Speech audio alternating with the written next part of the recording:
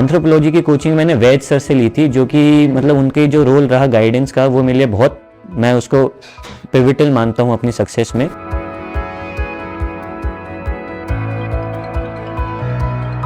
So after analyzing everything, I decided to take optional and I decided to take coaching। और फिर वैद sir से बात हुई। I used to follow सर's WhatsApp group। उसमें जो value addition वाली चीज़ें हैं, that comes from whatever sir was sharing in WhatsApp group।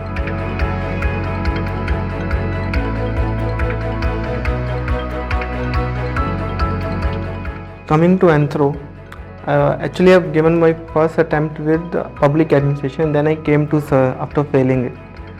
Then he guided me to the anthropology, and from there the things started changing.